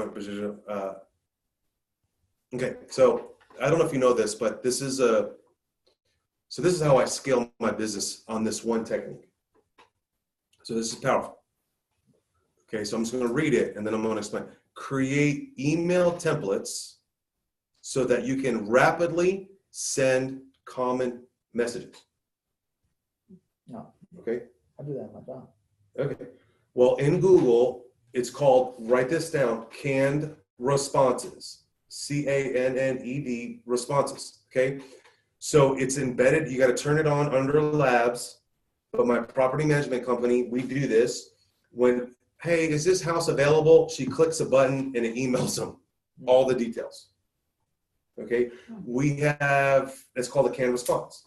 So just Google up Gmail canned response and you'll know. Okay. I used to do that for Craigslist. So I love negotiating. I negotiated the flea market. I'm going to a Mustang this weekend. Hopefully there's a big nationwide garage sale. It's going to be a negotiation hour. Take my children. I'm going to go negotiate for a while up in Mustang. And when I negotiate on Craigslist, I have a form, you know, when I go to an item that I want, I click my create response and it just melts them on. I already start leading them, you know, on, kind of creating an atmosphere and why I'm buying their item. It's like, do you still have the item available? Blah, blah, blah. Limit your emails to 5 sentences or less. I would go a little bit more harder than that. And the way we communicate in our office, we only write in the subject line, the message. If I can't write that message in the subject line, I don't read nobody's body. If you send me an email more than 2 or 3 sentences, I don't read your email. I will, and if it's important, I forward it to my staff and they read it and they say, what do I need to do? I don't read them. It says in the book, it says limit your emails to 5 sentences or less. I say go even further. I'm crazy. Remember, you tuned into the wrong show. I email to my staff in the subject line, the address and what's going on. Limit your email, use social plugins so that you can see the faces and facts behind your email. So that's your nugget for the day. That was worth $10. I'm telling you, that is very powerful. So you can get a plugin, an extension, so when their email comes in, my face pops up. Okay. It goes into some other email stuff. Pretty cool. Any more questions there, Lucas? Yeah, in the book, that's a good one right there. it's being discussed, right? Making room for solitude. Do you have that in your routine? Do I have it personally? Alone time, thinking time. Yes. My ritual. Everyone's on social media. Yeah, they all go the into time. this. You've got to just make it a priority, you know. I mean, it's like cliche in society because it's like impossible. I have no more time. You do have time. It's not a priority. It's not urgent. You know, you got to make time. You got to get up 5 minutes early. You know, I try to block out 30 minutes where I do my quiet time and I'll just kind of think about what needs to do. And I just kind of that's all I do. And I bring a device that's not connected to all my buzz and whistles. So I have a Kindle that's not plugged in, and I have no notifications on there, so I cannot be distracted. But yes, I do. Do I do it on a regular basis? Right now, I'm not getting it in the way I want to get it in. But I used to be on a super routine on it. But now I wake up at 5 and I have to stretch because my back and my knees on fire. That's what happens when you're 45. And then you got to do that. And then I'm like stretching my foot because I got plantar whatever fasciitis. Got that BS. That takes 10 minutes. Then I got to get dressed and it takes me 20 minutes to get to the gym. I got to get there, you know. So it's like I don't have that kind of time that I used to. But I got to, you know, right now I'm on a special routine for the next 60 days. I'm going to hit it hard in the gym. I'm going to get super ripped. So right now I'm just putting everything on pause. You just focus on one or two things and knock that out. Did Lee jump off already? I saw him on there. How long do you work Yeah. out? A workout for an hour. Orange Theory. If you want to get ripped, just go to Orange Theory. Yeah, it's $100 a month, 2 times a week, $150 for unlimited. And I would like to take my shirt off and show you, but I can do my pecs on here. But it's like I used to hire a super trainer, a super bodybuilder winner. He was amazing. I get the same workout at this place. I just show up there and I don't have to think about it. They work small muscles.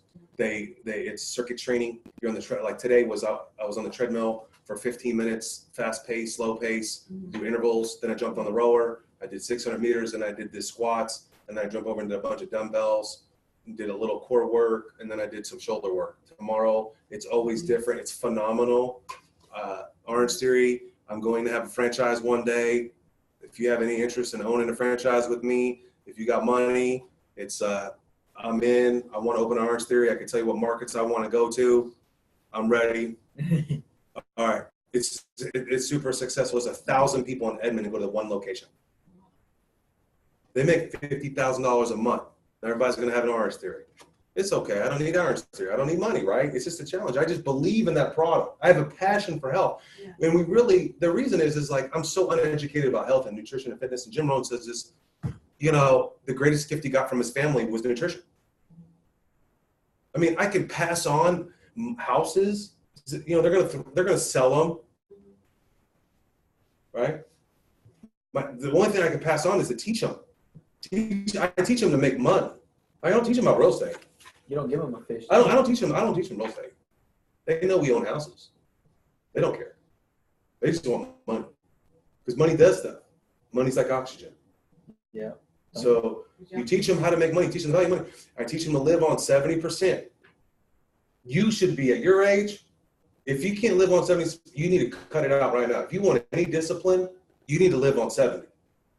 What would you do with the other 30? Invest. If anything. What percentage? What percentage of my investment? All 30? Yeah. Wrong answer. What would you do with 30% of your income? If we can just live on 70%. Here you go. 10% in savings. 10% in active investing. 10% in passive investing. Okay? You got to live on 70. And if you want to be like Chinese and smart, live on 60. But here in America, we live on 110. What if you live on 20? That's where I'm at. Yeah. I mean, I live on like $20 a week.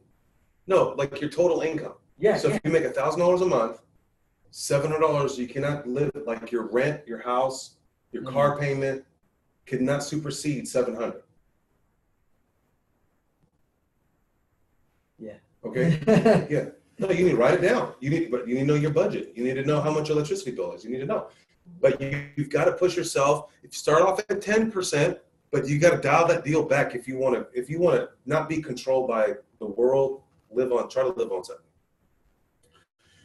So on page 126, it says, this is a common thing. It's like, know your goals, okay? Many of us have a running list of things we'd like to accomplish, and the vast majority of these things are simple tasks. Organize my desk, email Fred about the deadline, send invoices. Above that, We have an ever-evolving list of objectives, plans, and aspirations that are harder to wrap our heads around because they require a host of complex actions and involve multiple milestones over time.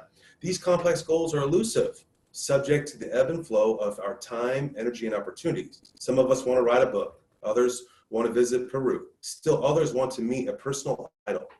Future business, charities, even relationships get lost simply because these are things that are difficult to attack and task every day. In order to make your inbox a catalyst to achieve these goals, you've got to put them in line of sight. Every 4 months or so, identify my 2 or 3 complex goals and tape them in front of my desk as a constant reminder. I do that. I get sidetracked. Everybody chases the shiny toy thing. Yeah. I'm working on a new seminar right now, and I don't know if that seminar going to bring me to my goals and aspirations. What are my goals? Do I want to take down houses? What am I trying to do? All right, so we're wrapping this up. So here's my last final notes. The book drew. Okay, cover that. Capture every commitment. Okay, there's something that's somewhere in the book. I don't remember. This is early in the book that I got, and I took these notes. It says we need a capture of the commitments that we make personally. We need to write it down in our calendar. So if you really want success, you've got to commit to it, and you've got to capture that commitment. You can't just say, I want to be a millionaire. Like, you got to write it down, and I want to be a millionaire. Okay, then how? How often should you write? Well, I'll tell you, here's another great book, Be Obsessed or Average. I got really convicted with that book. It's Grant Cardone, and we should probably add that to the list. He was like, every day he rewrote it. Napoleon Hill talks about it. Everyone talks about it. You've really got to write it down every day. He had a tablet by his bed, and he wrote it down every day. The guy's a baller. I mean, I know when I focus on my goals, they come like, my goal is this. What did I do today to work on that goal? My goal is to make $300,000 for Seth.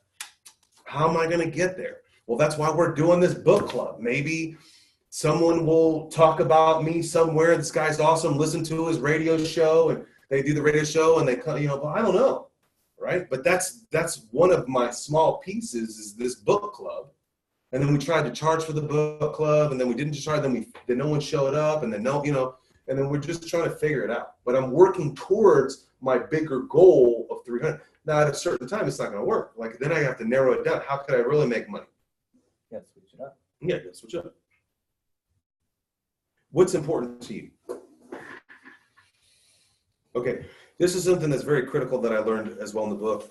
Is like, with your correspondence that you work with, if you're helping somebody work, you got to have hard edges. He says in here, you got to have her, whoever it is in the book. You got to have set severe deadlines and stop being wishy-washy. Like, we're ending this thing right now. It's 9 o'clock. I said 7 to 9. We got to have hard edges, because if you have lofty edges, you're going to continue to overflow, and that's going to overflow into our area. Well, it's 1,200 calories, Stephen. It's 1,200. If you eat that cheeseburger, that's going to bring 1,300 calories. No, you've got to have hard edges. That's one powerful thing. And I wrote in here, and my writing's encrypted here, so bear with me. Get hard edges. I live by a schedule, and I'm telling you, there's many times where people get frustrated with me because I don't call them back because I'm with a client, or I'm working on my project, or I'm writing a new book. This is what it is. I got a hard edge. Is that the interferes with it? It's a push and pull method. You got to stay focused. What's severely important? The other thing I got in the book too is that to get your routine going, and they're talking about writers. Stephen King wrote all those prolific writing. He's got triggers that it's certain music in the background. It's a certain tea, jasmine tea, at a certain temperature in a room. Yeah. Like, it's cold in here. Anthony Robbins has a certain temperature in a room that what motivates him. Anthony Robbins jumps into a very cold pool. That's what triggers him. Yeah, there's physical great successes with that, but it really helps him. It's a trigger. Figure out what my trigger is. A bad one is like, after I eat dinner, I got to have something sweet. So how do I figure that trigger out? How did I start breaking that trigger? I started carrying gum. Another trigger is I overeat. It's automatic in my world.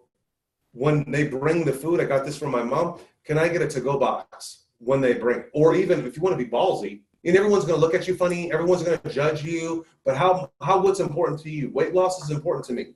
So when I order the meal, hey, I want to order. This is like what I, because like it's like this happened to me today at my lunch today, but I opted for no fries for my deal. So I ordered a vegan burger. So, but no, I would say cut it in half, have the chef cut it in half, and bring me a to-go box. As soon as they bring the to-go box, I put it in there and I sit it on the side, out of sight, out of mind. So let me give you some examples. How do I do that with money? Break it in half. Put half of it. No, people, I love people. I can always tell a dumb, cheap person, someone's going to get offended. You pay how much for locks? Wow, dumbass. I have one key that opens every freaking door in my world, right? One key, right? The locks are about $6 more, maybe $10 more, right? You could buy a 20. No, I mean, I think they're $20 more. Deadbolt at Walmart, the cheapest deadbolt at Lowe's is probably $10. I paid $26 for a deadbolt, a super high class deadbolt. But here's the thing: I factor that into my closing. When I'm writing up my offers, I add $500 for changing out locks, for admin fee, for this fee. So I'm going to Nashville next week. It's a seminar I'm going to. I add that in.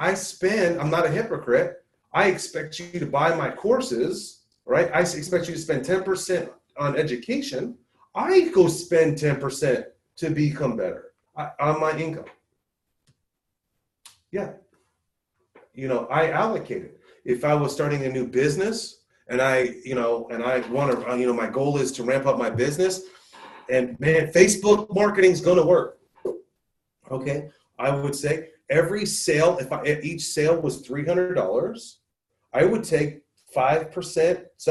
There's a mathematical equation here. Some people take 3%. I take 10% because I'm aggressive.